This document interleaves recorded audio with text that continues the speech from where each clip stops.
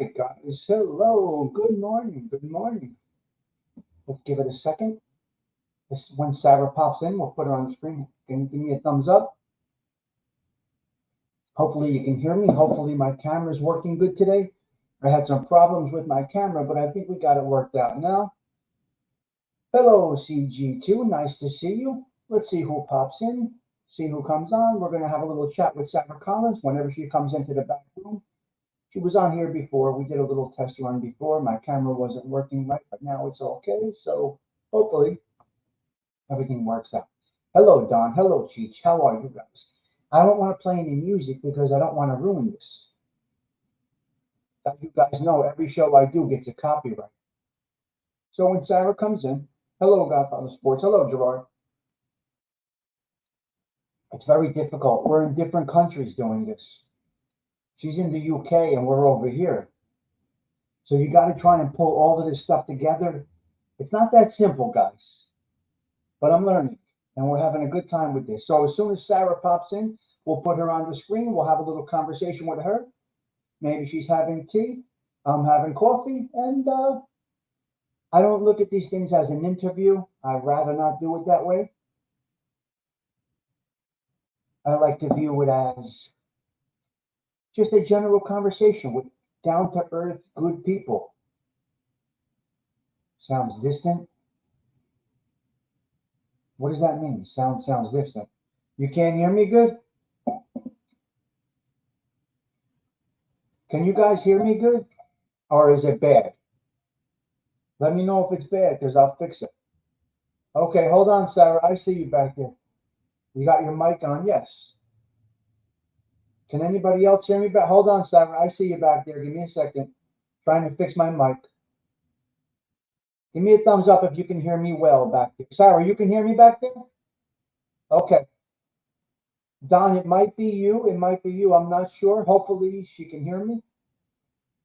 Oh, great sound. Okay, good. Well, guys, okay, so we got Sarah Collins in the background. We're going to bring her on the screen. This is really, really an incredible thing. We've been trying to do this for quite a while, but it's very difficult at times. So here we go. Let's welcome the wonderful Sarah Collins. Hello.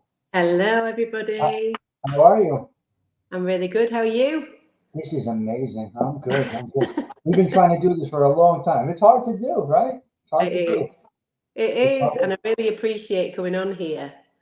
Yeah. So I don't like to do things as an interview. We're just hanging out, talking, going over some of your, what you've been through, what you're doing, what your future is, and the path that you're coming on. So I don't like to structure it. I don't typically make notes of something to, have an interview. That whole process of, okay, where did it start? What, the whole thing. I'm going to go with my first question for you. Okay. What is the favorite song that you ever did a cover on? What really gets you? Oh, that is a hard song. That is a hard song. He's asking a lady that's covered over 1,000 songs here. You have one that really, or no? Oh, you love it all. You love it all. I like Randy Crawford. You know the singer Randy Crawford? Yes. Wow. I love the singer Randy Crawford. Yesterday for my birthday, I went to see the Amy Winehouse movie. I love Amy Winehouse. The sound, I like that old, as you'll know, that old school sound, the crackly sort of voice. So not the perfect voices, the voices that are soul driven.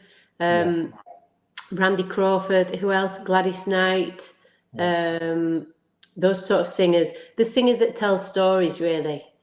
Those songs have stories. That's what's missing in some of today's music. The stories are gone. You missed that. You missed that. So let me explain something. This is our observation of you.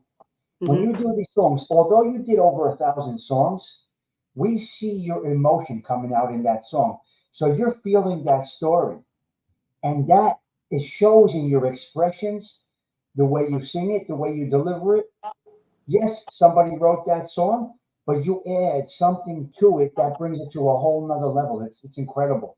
Your talent is incredible.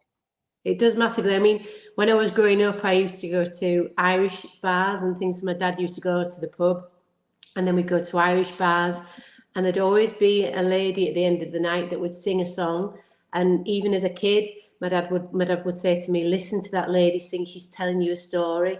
So, you know, when you're a child, you just like a sponge, you soak all the information up. And I realised how important that those songs were for those people. They'd lived that life, they'd lived that story. And if you're trying to, you know, put across a song and it's false, people just see you just trying to, you're not feeling it. So that's what music's all about for me. It's about emotion, you know, and like you say, it's been a massive therapy for me, really. See, you actually you pull out the story. Yeah, You that's know really the nice. artists do it originally, but you literally, we can feel the story through you when you're doing it. It's amazing, and that's why this group loves you. I play Oh, your songs almost every show. a massive compliment. Thank you so much. I Yeah, really and appreciate all your support. they really. I mean, I know these people. They go over to watch your show. You know, they watch your videos. I'm sure they leave comments. They really are. I do not know how I found you. I have no idea how I found you. Put too many songs up. I must have searched something, I don't know, some kind of cover, and you came up. Bored housewife, probably, Yeah, Tommy. something. Oh my God, great. No, but it's been a massive help, the music for me. I mean, even when I was little, it was something I was I still am quite shy. People can't understand that singers can be shy. And I'm not shy, but when I was little, I was quite shy and reserved. And then mum obviously heard my voice when I was small and thought, oh, maybe there's something there. And she put me into like, well, I went for an audition for a musical theatre group. And from then on, it sort of like brought me out of myself, the expression, and I loved it. I loved like singing and learning from the older casts from like London, so like the West End casts that are really well trained. And it was something that I loved to do, and it's just stuck with me all the way through. It's like a best friend, really. You know, it's like something that you can. It's so easy for me to do. I mean, I'm not technological, as you could tell, trying to like set this up. But for me to be able to like plug in a microphone into a computer, it's easy, and You just plug it plonk in, it in the room and sing. It's plug nice it and in, easy. put the background music, and just sing. Let me ask you a question. You've done live, obviously. Do you feel Yeah, more comfortable in your element, or do you feel more comfortable when you're live? Or does it not even matter at this point? it does. I mean, as long as as long as I get on with the person that I'm talking to, and I don't feel like there's a big hype about it, and I'm nicely relaxed. It doesn't really matter. No, No, it doesn't. It doesn't matter that. that's great. That's The, good. the the more difficult thing when you're a singer is singing to one person. I mean, you'll laugh about this. I used to do some solo gigs before, and I walked into a pub one time, and it was obviously well advertised. And I walked in, and there was one man and his dog. And as I walked in, I said to the landlord, "You obviously don't want me to sing." And he went, "Oh, yes, I do." And as I walked in, the dog started to be sick. I was like, Oh my, "It's a go." I wow, had to go. oh But it was good rehearsal, I suppose, good practice. But then you go from gigs like that, you've not got to get, you know, cocky about singing. You've got to be able to sing to a small group and then sing to a large group. It doesn't matter how many people you sing to. You still got to give a great performance, you know. interesting, interesting. Mm, Wow. Okay, so you're hearing me perfectly, right? They might be having a perfect. little bit of a problem hearing me, so I don't know, guys. Sarah's hearing me good, so I'm not going to adjust anything. We had a little problem with the camera before, and we Okay. worked it out. So I'm just going to leave it as it is. I'm not going to touch anything because if we touch something, we could end up with a problem. So let's go. Now we'll go back a little bit to the situation that happened with you, which we are very blessed to have you with us now. And I'm Oh, sure you know you are blessed to be yeah. here. Very blessed. Yeah. So before you get into that part, you sang before that all happened? I did. Yeah. You were As singing before that. I sang, like I say, I sang performing arts, musical theatre. Then I got to an age where I was like 17, 18, and I started out in like a rocky band, so heavier stuff. And then I moved from that band to more of a poppy chartsy band it was in at the time. It was like the 90s. And then I moved from Bradford, West Yorkshire, to where I live now, North Yorkshire. And obviously, you lose contact with the scene a little bit. and then it was just like finding the contacts and joining other bands and things like that. And then it's amazing though how you can do that. I think I just went to jam nights and things like that and just got up and sang. And then people were like, oh, do you want to be in my band? And it's just continued on from there, really. Oh, that's nice. And then, okay, let's get into where life gets crazy for you. Absolutely crazy. We love to give the background, and that is really the nuts and bolts of everything that you have going on right now. Oh, yeah. You know, not everybody knows, but when I see you, like I said, I do see you singing, and I do see your heart coming out in it, but I'm always thinking of the backstory that not everybody knows about. No, And I know. That's big. So if you could dip into that a little bit, that would be great. So everybody gets on. Yeah, that was absolutely massive. Obviously, I'd had my son. My son was absolutely fine, and I was still gigging. So I was gigging when I was pregnant with my daughter, but there was a time on stage where I felt like I was going to fall into the audience. But with being pregnant, and I felt really unwell, like dizzy and headachy, and I thought it was just with being pregnant. So I put it down to that. And in retrospect, it wasn't that; it was something else. But then I had my daughter. And I was really proud of having her so easy. Well, not easy. I'm not going to say that. Disrespect to all the mothers out there. It wasn't easy at all. But it was easier than a £9.6 boy. She was only £7.7. So she came a lot easier. And then it was like 8 weeks after that. I was putting stickers up in Lily's room the day before and felt on top of the world, fine, so happy. And then I took my son to school in the car, had my little baby girl with me in the car, obviously, at the same time. And we live in the countryside, so the roads are like really windy. Got all the way home, absolutely fine. And then I sat in the room with her for a bit, played with her. And she was in, those little bouncer chairs where they can't get out because the light's strapped in. And she was in that bouncer chair. I needed to go to the bathroom. So I thought, she's fine. I'll run upstairs. I'll go to the loo. I'll be back down in a sec. I never came down. I was on the loo, and all my vision, it was my vision that went first. So all I can explain it is like a Charlie Chaplin movie where the picture flickers and it jumps up and down like that. So it started to jump really fast. So I can remember holding on, and then I thought, I've got no mobile phone up here. I've got no phone nearby. What am I going to do? And that's all I remember. And then from what people have told me, I tipped forward onto the tiles. I hit my head there. I had a cartoon bump. And then it was like a horror scene. Tom come back from work and he found a bloody handprint in the bath. I'd crawled across the top of the stairs in semi-consciousness, thinking of Lily, into her room. I had like a cowl neck jumper on, and they found me. Well, Tom came back from work. The school was ringing saying, why hasn't anyone picked your son up? And he was like, what's going on? Lily was screaming. She was wet. She was upset. He was like, I don't know where she is, So he looked around all the rooms. He got to Lily's room and he found me on the bed, sick. And yeah, it wasn't a nice scene. I think it was worse. I think it was worse for him because I don't remember that part. You don't remember it, yeah. No. So he had that fear, all of that building up. Yeah. What's going on? That's right. He's got that vision in his head now of finding me like that. Yes. Yeah. And he relives this, and this is always there. That's it. And mum and dad went to pick Freddie up from school. Freddie was about 5 at the time. Picked him up from school, got him back home safely. But the paramedics came, and I can remember them trying to talk to me, and I just made like some noise. I couldn't speak, and that frightened me then because I knew something was badly wrong. So they had to sedate me, get me onto a stretcher because I was trying to get off to get to Lily. That's a natural thing.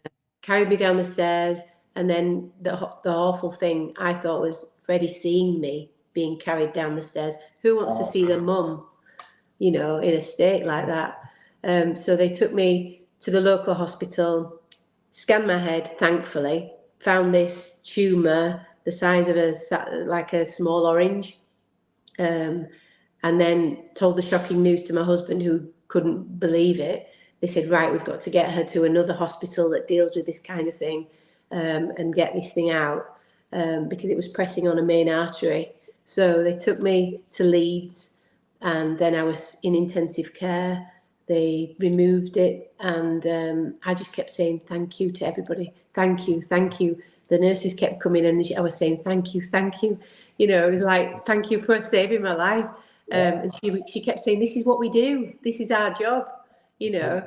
But I couldn't help it, because I can remember there was one strange time, though, when I was in the MRI machine, and, you know, like people say, I'm very spiritual. You know, when people say that there's a tunnel and people call you down the tunnel. Well, I was in the MRI machine, and I remember seeing this stranger. I didn't, in my head, obviously not in physical, and he was calling me over, and I was thinking, I don't know who you are. I'm not going with you. And afterwards, I was thinking, who was that person that I saw? And there was random things happened. Like I saw my husband's eyes really close to me, and then in intensive care, I said to the nurse, I can't sleep. I need my husband here. I didn't know it was midnight, and he travelled all the way over from where we live to get to me, to spoon. You know, we spoon. You know, a hug means the world. I'm coming. I'm coming. And I said, they've said that I've got a tumour. He went, I know, darling. He says, it's gone. It's gone. They've taken it. It's gone. And I just, those things, you know, I really, really appreciate. But then after it was a harder fight after with the epilepsy. That was the hard. You know, the harder fight came after, but you knew, you know, you were going to be okay. You were under obviously fantastic care. Sounds like the medical team was absolutely incredible, and they knew exactly what to do. I mean, whoever those people are, that's. Well, I met him.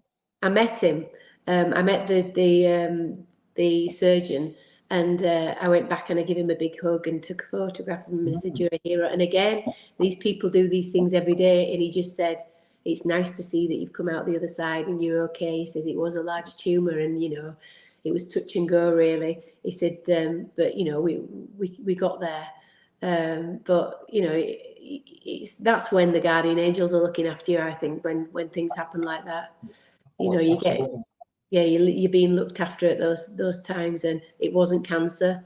You know, there's a lot of things out there sometimes where they say I did have cancer, I didn't have cancer. When it all went on, and I was back home, I had to wait for the results for some time. And I don't know whether this happens to all people that are checking whether they've got cancer, but it was quite a long wait. And obviously I wanted to get back to normal life, or try to. And it was just the anxiety of, am I going to be okay? Is it gone away or not? And luckily, you know, it wasn't cancer. So I was so blessed, you know, and I thank God every day for that. I really do. Listen, your work wasn't done, obviously. Look at what's going on now. I mean, I know, it's great. It's great. So, did you lose speech at all, or everything after that? Did everything come back?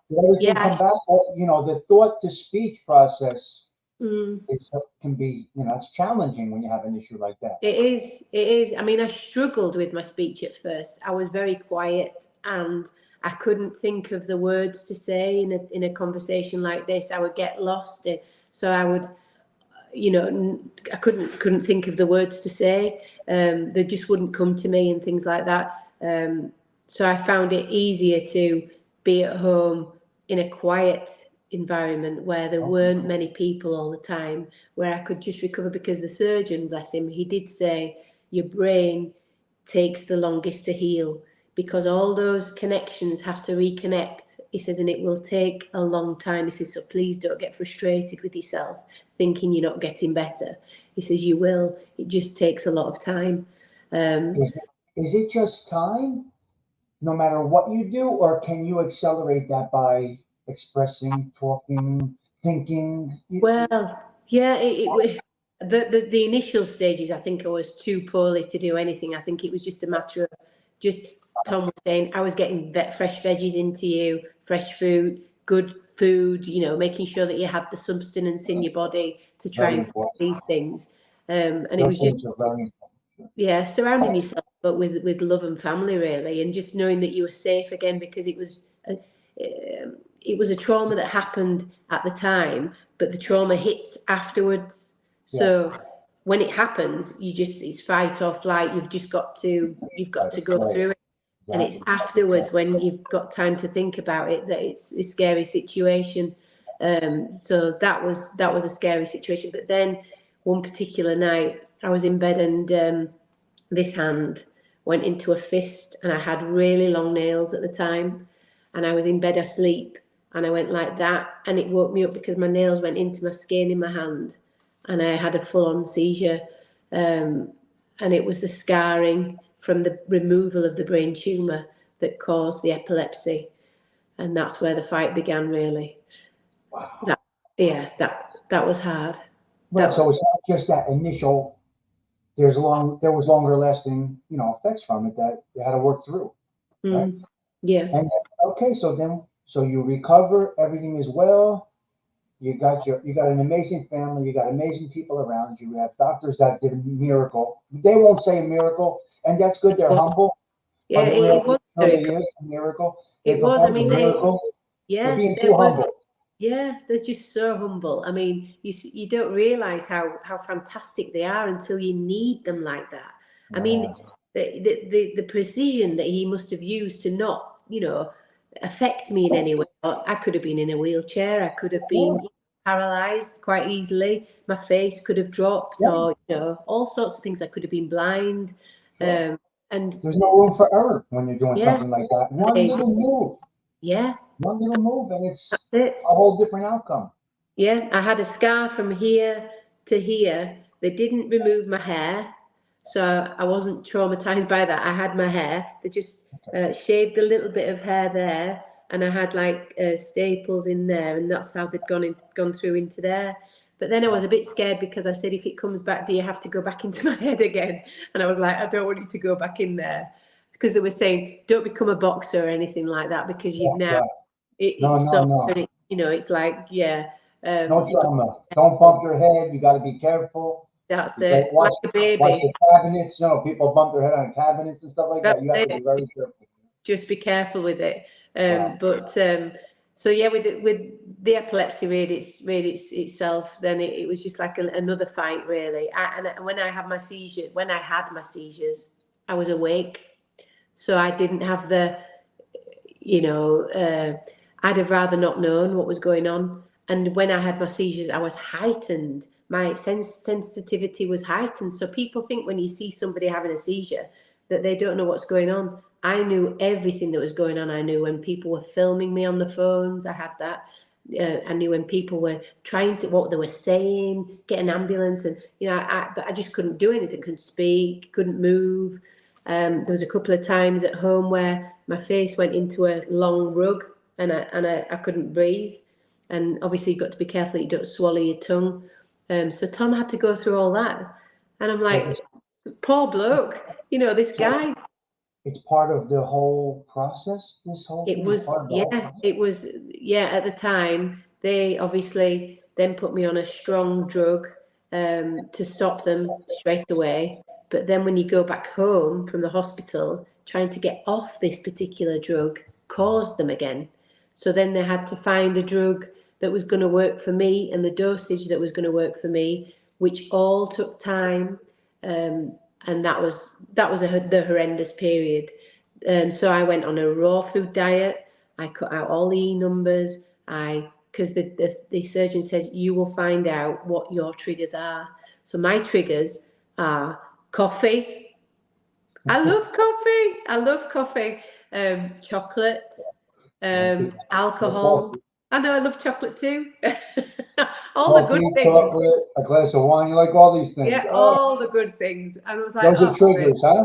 Those are triggers. Great. Yeah, So anything like with a stimulant in it, so ginseng, anything that speeds up your heart rate or burns calories quick, That's no good for me. No good for you. So I just it's not a massive thing. I mean, I used to like a drink and have a giggle with the girls and, you know, get a bit more relaxed, but I don't miss it massively. No, the thing I miss is coffee and chocolate. Coffee and chocolate. People love coffee and chocolate, right? It's That's kind of it. our, it's a guilty pleasure that we all love. I know. Very hard. Gone.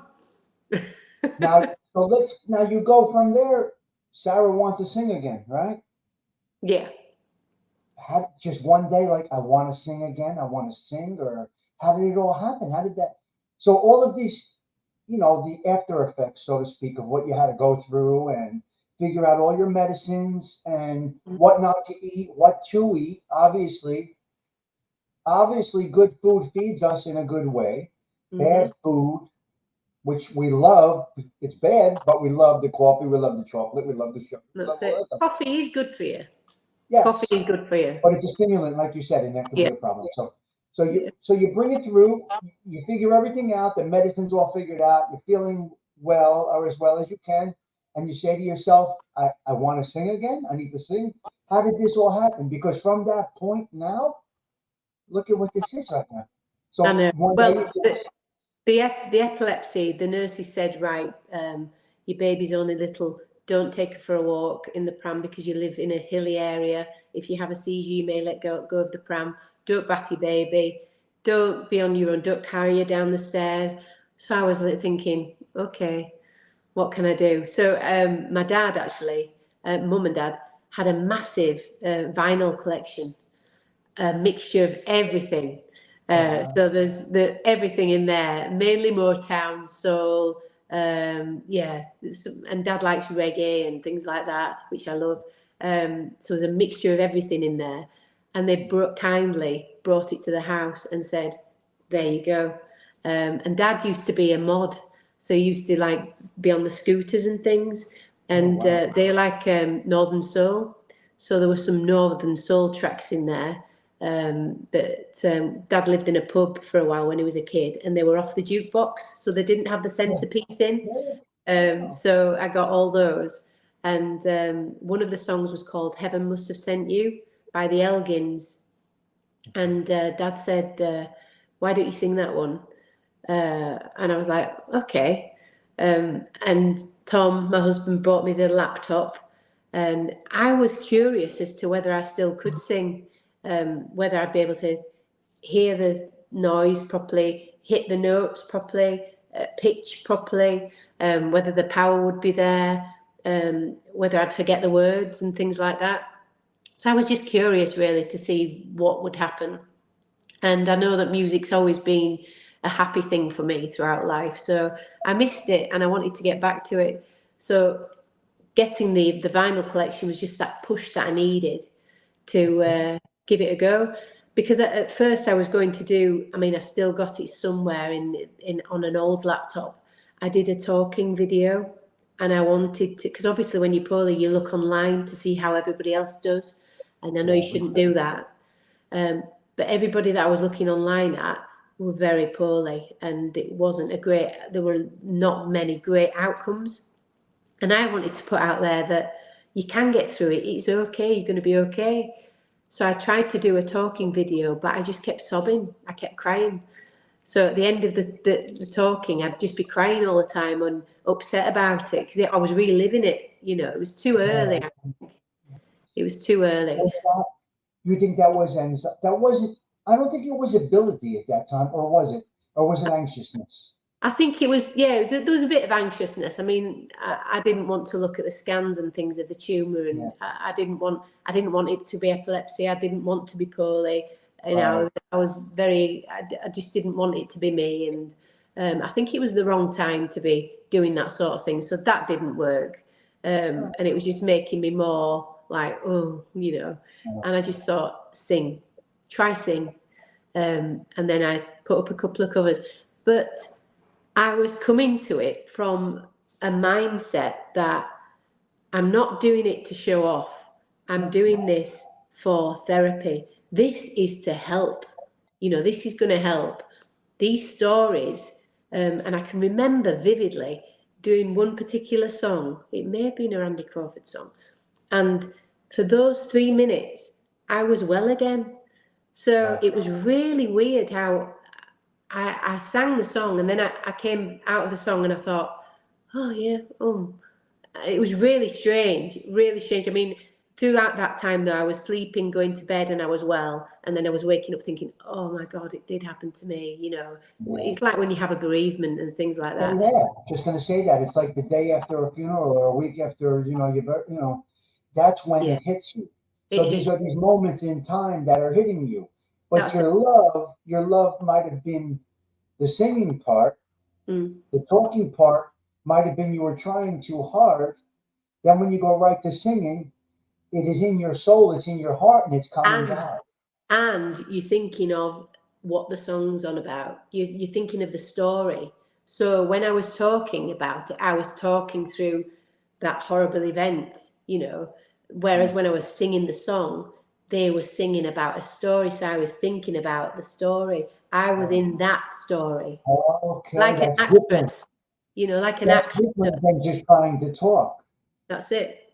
Yeah. Because you're telling the story and you're singing. You can be a different character when you sing. Different character, yeah. So you can be and that means the world sometimes. If you want to be a different character, it's like Beyonce. She has her own character. I'm sure lots of other singers have their own character when they get on stage and do their thing, you know. But yeah, for me, I realised the more that I did the songs, and the response, I couldn't believe the response at first. I was like, why do they want me to sing that song, and why are they liking it? And because I'd never put anything out there, I'd always just been a gigging singer. So the response that you always got was on that gig on that night, where people would say, oh, well done. Then you'd never see them again. Yeah, you'd never see those people again. Yeah. Whereas what was different was you were putting this song up and these people were coming back. And that was crazy to me, that they were just, yeah, we like that, you know, want you to do more. And I'd never had that really before, you know, that following. You won't have that. So this leads to the YouTube. So it is the YouTube, you know, you can use YouTube in a lot of different ways, right? Mm-hmm. For you, like you say, it's getting, you're still there. Like your song is there. It's in your library, so to speak. That's it. So it's not that one gig that you're doing and then everybody goes home and no, remember Sarah was good. They can always go back now and it's right there. And you go back and you see those comments and it's still almost live to them. It's still live. Moment.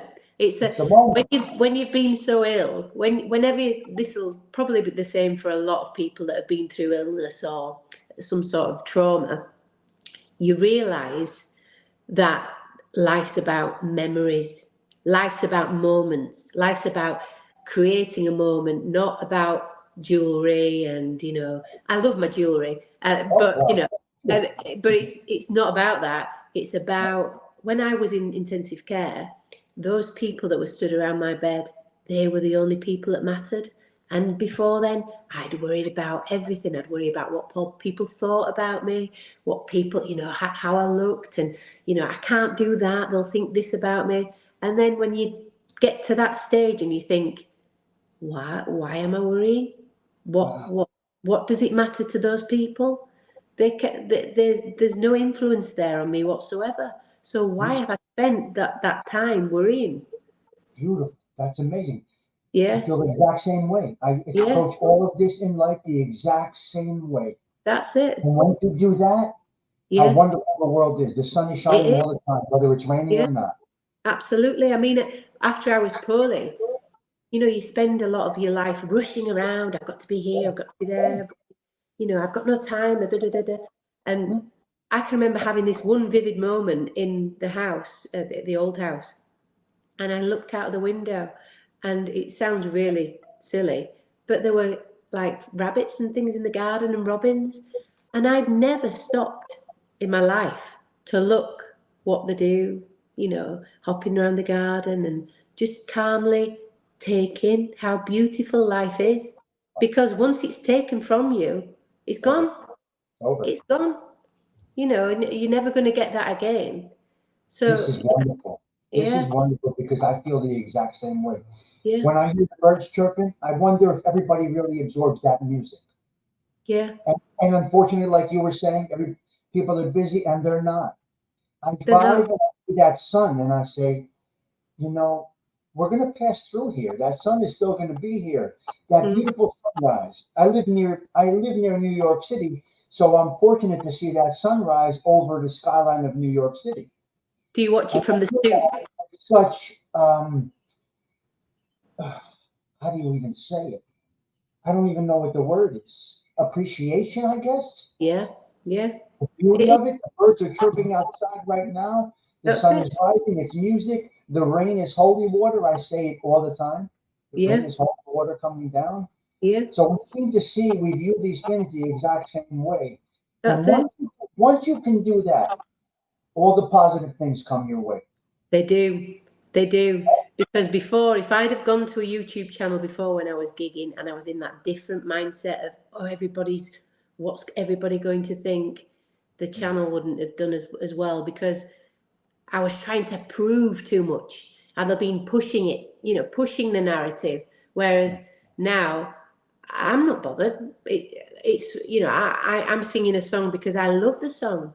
I love that song. It's not for likes or, I mean, it is lovely to receive the likes, but it's because I love the song. I love the music. It makes you feel good.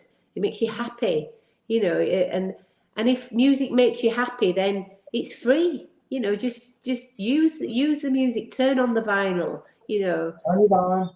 I bought a record player. I got a record player as a gift about 2 years ago. Fantastic. We have a little shop here that still sells vinyl. The And I best. just went out and bought a whole bunch of vinyl. Yeah. $5, $3. I go to a Yeah. flea market. I buy vinyl records. Yeah. And there's nothing better than that imperfection of a vinyl Crackle. record. Yeah, Crackling. the warm crackle, and That's the the best. actual move, the actual physicality of putting Yes. the needle on the record, not just going play, putting the No. needle on the record. That all that is nice. That the lovely retro aspect of it is really nice, bringing back the old feel.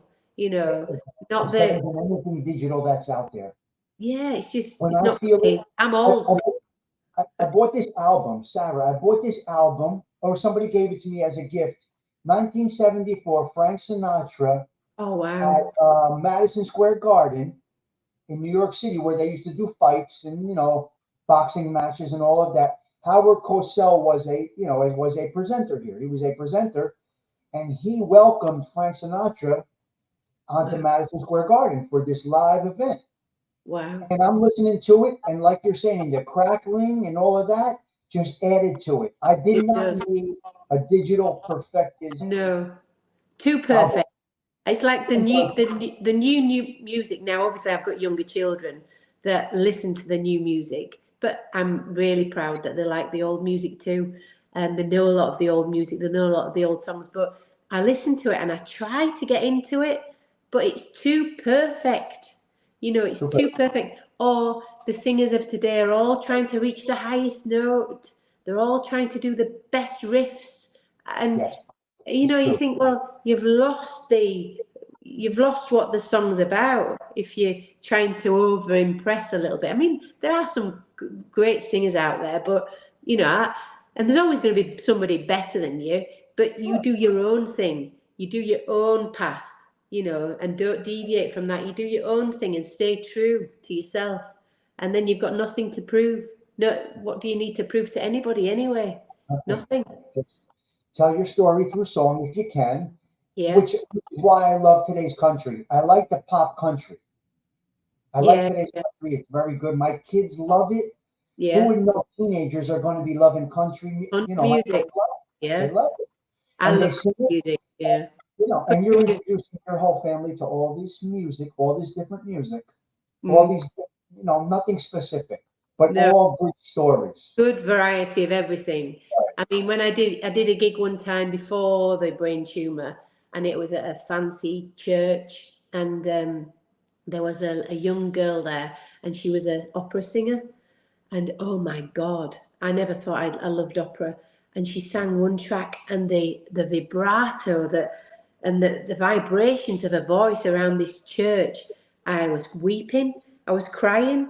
I was like, I never knew I like this music, but it was just the sound of her voice. It's the It was sound. so clear and beautiful. I was just, that you've just got to be open to everything. And once you open your heart to music, you'll be surprised what you like and what you don't like.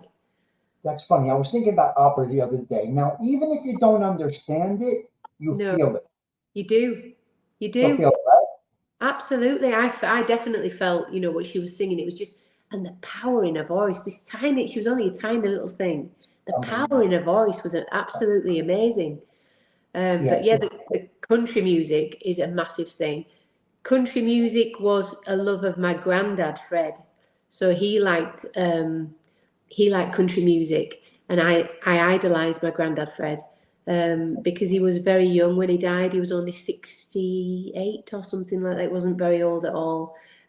He was a real character, shall we say. He was just a guy that was a real character and knew the stories and told the stories. And when he passed, well, just before he passed, he had what do you call them? The little cassette players with the headphones and the Walkman. That's it. And my auntie found a Patsy Cline tape. He was listening to Patsy Cline. So after he died, I took it upon myself to do a variety show singing Patsy Cline. So we went around. It was like a touring variety show where they had opera singers, they had different singers. I sang a couple of country songs, and I did a variety, country, and it was like my tribute to my granddad, really. No, that's So that nice. was nice. That is Yeah, nice. That is great. I know. So you come up with these songs. Sometimes you're posting 2 or 3 a day. Sometimes you go 2 weeks. Is it all random, or does it just come to you? Are you searching them out, or you just go, "Oh, I'm singing this today"? I have a massive list, a request list, a huge request list, and that has been great because some of my followers know their music massively, and they've introduced me to some amazing songs that I've never heard of before. I mean, I think I've heard a lot of songs, but when they introduce me to these certain songs, I think, wow, why have I not ever heard that before?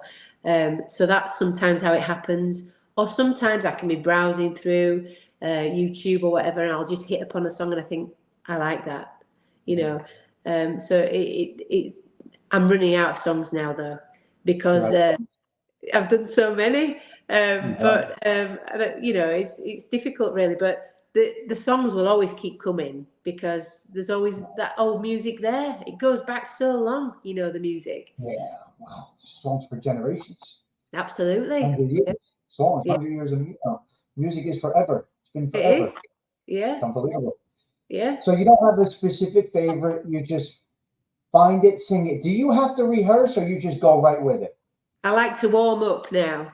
So Warm I up. like Yeah. to warm my voice up a little bit now because I'm learning that you've got to warm your voice up a little bit. And I know it's sometimes a little bit of a daft thing to do when you sat at home, or if my children are wandering around the room and they go, "Oh God, what are you doing, Mum?" And I'm doing some sort of runs and trying to warm my voice up. But I like to warm my voice up. And I like to obviously get really familiar with the song and know it. I mean, obviously, I can't know all of the songs straight off, but I have a couple of practices with them and then go for it. You practice it. You get the vibe of the song. You get Hmm. the vibe of the song, and then you get the lyrics down, and Yep. then you push record, and that's where your beauty comes out, your heart comes out, and we're feeling the story through you. Although we know the song already, Yeah. you're adding something to it.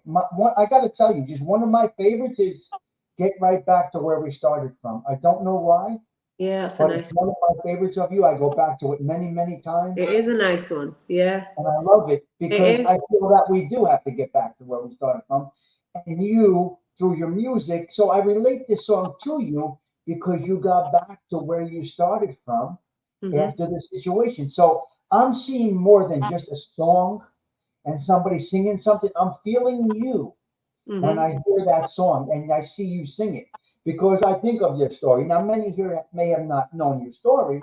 They may have, they may not have. So I knew your story.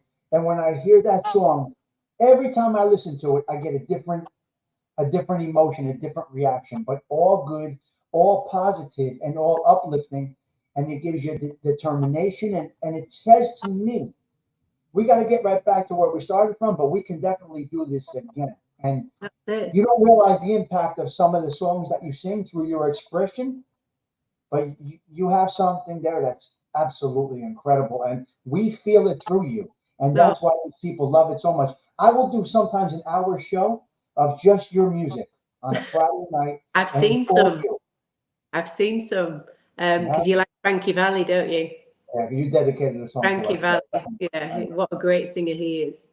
1 mile Um, down the road is where he grew up, where I'm oh sitting my right now. goodness. 1 mile down the road. Oh my gosh. Is he Yeah. better? Is he better? Was he ill? He was quite ill at one He point, wasn't had, what was going around. He had it pretty bad he? How's he twice, doing now? and then he ended up with pneumonia, and now Oh, he's back on tour. He's 90, and he has a residency in Vegas right now. wow. I'd love to Yeah, see it. yeah, Music keeps you young, you see. yeah, yeah. Keeps His you daughter young. says, I know his daughter pretty well, and she says, Wow. "I wish Pop would stop. I wish Pop would stop." I said, "Listen, this is what keeps him In his going. blood. As long as he can do it, yeah. As long as he can do it, he wants to do it. That's it. It's in his And blood what's he gonna do? Sit home and just sit around? If he still has the energy." to do it. Now, let me tell you something interesting about Frankie Valli. He moved from this area to LA, not because he got rich and famous, Mm. because it had something to do with his vocals. All right. And he still sings every day for 1 hour in the shower. It's a muscle, you see. It's a If you muscle. don't use it, if you don't use your muscle, it gets, yeah. If you don't And, use your voice for very long, it's like any muscle, you're not keeping it at a high form sort of thing. and But that's what he said. He has to he's continuously amazing. work it an hour a day with warm water going, hot water going, and that's how he's able to still do it. Yes, Unbelievable. singing and I'd Do love you to have anything want like that? to America. Do you have Yeah, any exercises, or you just sing? I don't. I just warm up basically. Warm up, yeah. Wow, Yeah, great. I just warm up. I did a gig in America. I came over to Ohio, and I sang Oh, at the Rock and Roll Hall of Fame. oh, Following wow. on from the tumor, this guy got in touch with me, and he runs a company that helps people that have loss of limbs and things like that fly Oh, planes. And he said, "Would you?" He sent a message saying, "Would you like to come over to the Rock and Roll Hall of Fame and sing some music over here?" And I was like, "This is crazy. This is not right. It's not. It's definitely a prank." After looking into it, it wasn't a prank at all. And I flew over on the Thursday with my husband, and we stayed all weekend. We got to look around the museum, which was amazing. Every star that I loved was absolutely tiny. Their outfits were tiny, like yeah. Diana Ross, and absolutely tiny little dresses, and the guitars and the music and Elvis Presley's things. And so I looked all around that, and then I sang with a band that I'd never sung before, called the Tad Robinson Band, so an American band. He's a blues guy, really good singer. And we just sang a few songs together, some of his songs and some of that I'd covered. Oh, And it was amazing, oh. amazing. I But loved that, America. but that part is not the highlight. Let's get in. Let's end it with the highlight of your life. What happened? Because that video, see, I can't show it because No. I'll get copyright on that. They'll shut me Oh, down. Oh man, how great I felt seeing that it for was you, amazing. Yeah, because I feel like I have a connection with you in the last 2 years or so, whatever it might be.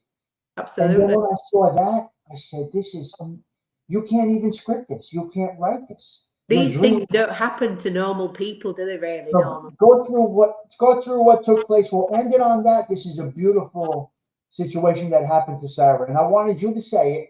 I never wanted to explain it to the group, as I talk about you frequently, but Yeah. I'm happy that you were able to come on and you can explain what actually happened to you, because it's amazing. So I thought basically that I was going down to London for a weekend away with my husband, which is a nice thing to do. He doesn't get much time off work, so I thought, great, bit of shopping, that'd be quite nice.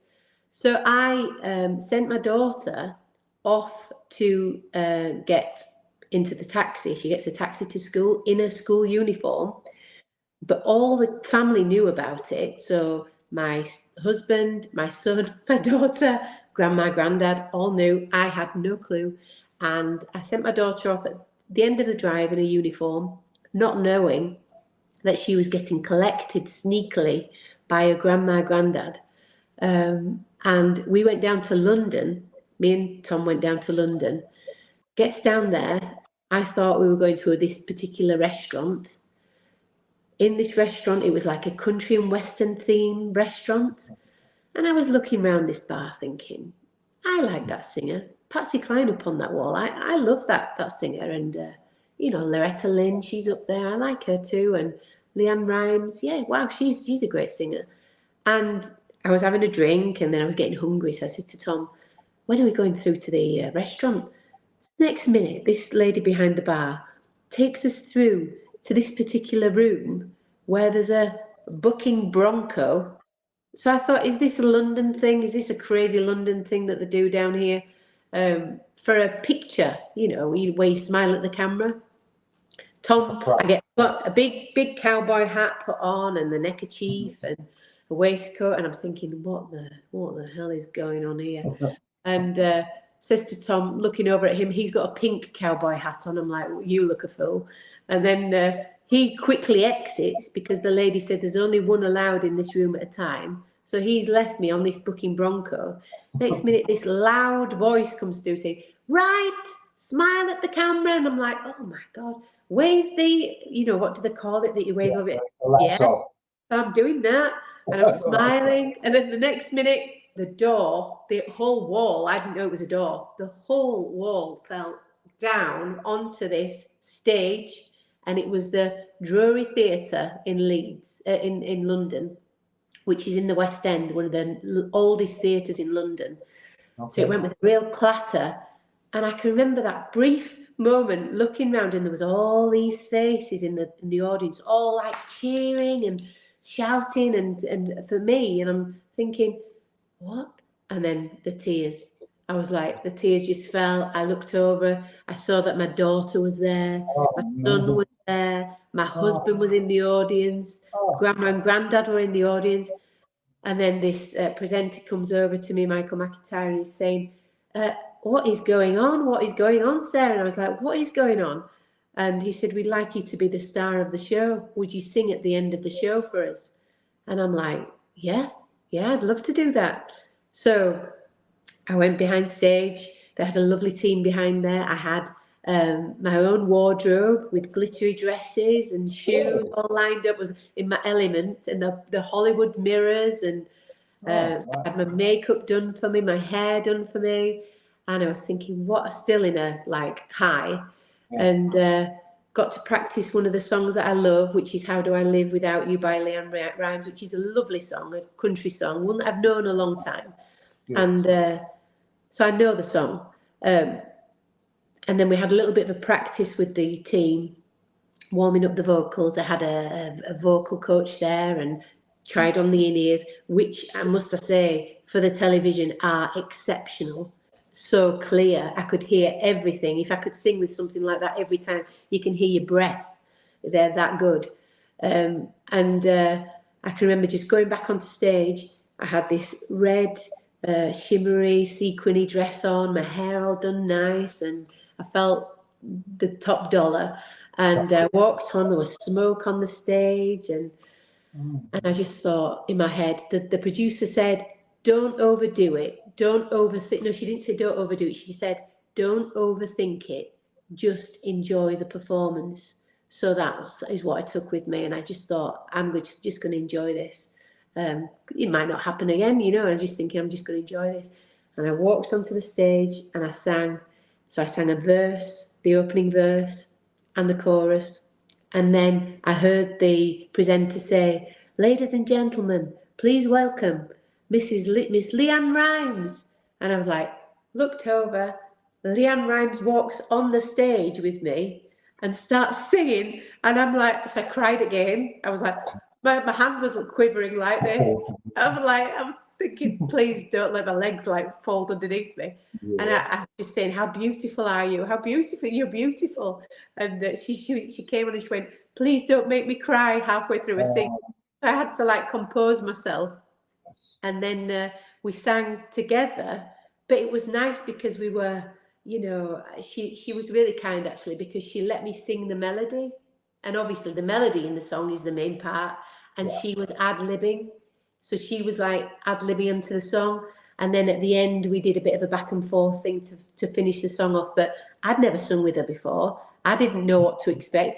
I was thinking, don't, you know, sing where you're not supposed to sing with Leanne Rimes, a Grammy Award winner. But she was so humble, so beautiful, and so kind. And So it looked like, watching it, it looked like it just flowed naturally for both of you. It just without, her voice, you know, without rehearsing or anything, you guys together just it flowed so beautifully. I love the vibrato in Leanne Rimes' voice, and the tone of her voice is lovely. It's a real country tone. But she's been a child star. She's sung since she was little. You know, she knows the game really, and you could tell it flowed effortlessly. But then after we'd done the show, I got to keep the dress and the shoes, which was fantastic. I could tell you a funny story about the shoes, but well, I'll tell you anyway. When I got there and they showed me these open toe shoes, I said, I cannot wear open toe sandals. I haven't painted my toenails. So I was mortified. I said, please, have you not got some clothes? They went, don't worry about it. We'll paint your toes.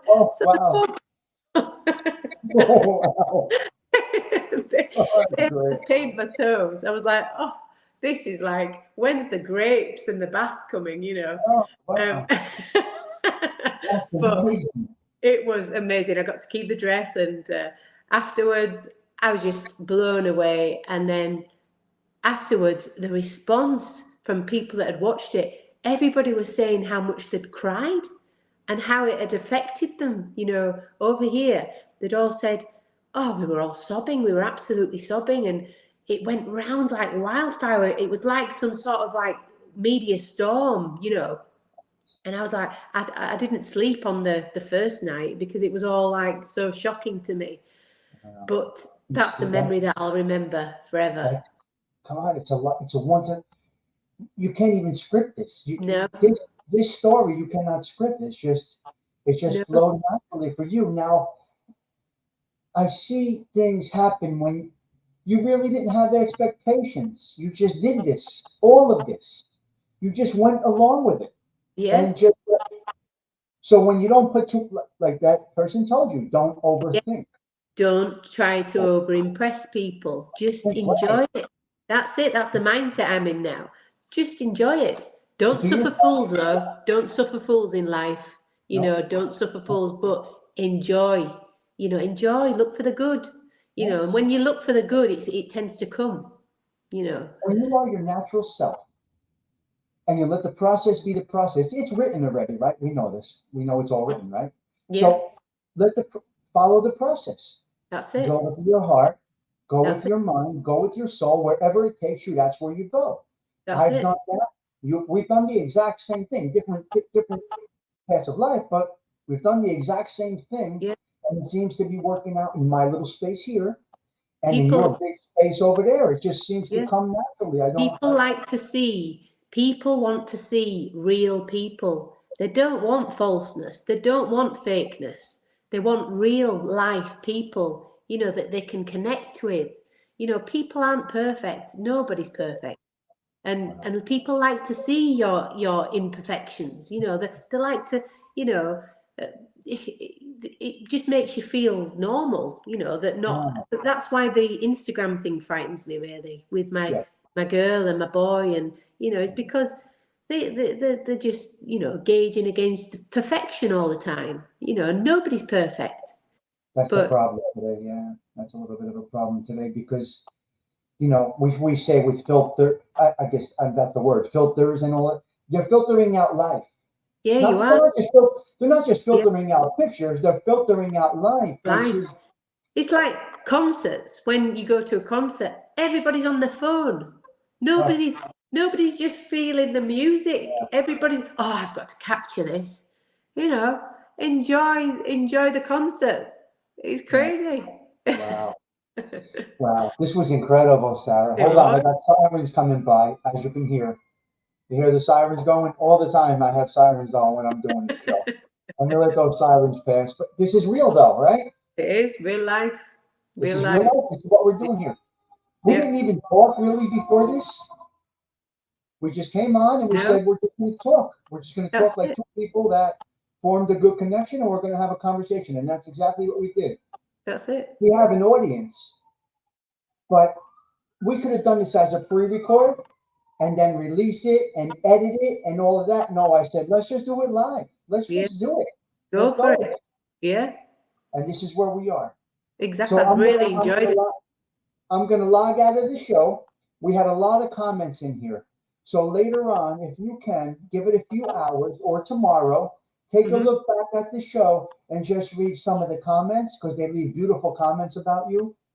Thank So you, you'll be everyone. able to see the comments later. It takes YouTube a little while to, they cycle them through, they filter them, they filter them. What they do. And then if there's anything wrong, they kind of remove them. So sometimes some shows take a few hours. Okay. Some have taken 12 hours. But All you'll right. see the comments later. I will. I'll have a You'll look. be you'll be able to reply to comments if you like, if you have time later. We spent an hour, so it'll take you an hour. You go through, and when you log back in, you'll be able to see all those comments coming through. Thank you to everybody, honestly. You've been So amazing. I mean, I keep seeing on my YouTube videos, I'm here via the Tommy Stiggs show, and I think, wow, this guy has some clout, you know. He's got a lot of friends. It's been really lovely, though. It's been really nice. And I have watched a few of your videos, obviously. But it's been so lovely to feel your support. And it's just really nice to hear, really. And it's just nice to chat to you. That's amazing. That's a compliment that I never expected. I really appreciate that. That's amazing. Wow. All right, hang on, Sarah. I'm going to say bye to the crowd. If you want to say, you said goodbye already. I think you just said. Bye. Bye, everyone. All right, guys, I'm going to log off. I'm going to go in the back room with Sarah for a minute, and I'm going to, hopefully the comments come back quick. I did put it for the comments to come back quick. I didn't come in with any songs, and I'm not going out with any songs because I don't want any copyright claims about this. Just so you know, Sarah, before we go, every time I do use your content, I get a copyright claim. Oh. It's not from you, it's the machine. Is it? It's the machine. You can't do anything about that. Even though you wouldn't copyright claim me. No, I can't do that. No. Oh, it's the machine that does it automatically. But they don't take the show down. They leave it there. They just let you know you're using somebody else's content. Music. Yeah, it's a natural thing built on the machine. As you know, YouTube has no customer service. We can't call them and discuss this. No, you can't get a hold of anyone. All right, guys. So thank you. I will talk to you later. Thanks for dropping by, everyone. All right, hold on, Sarah. Hold on a minute. All right, so you hit end stream.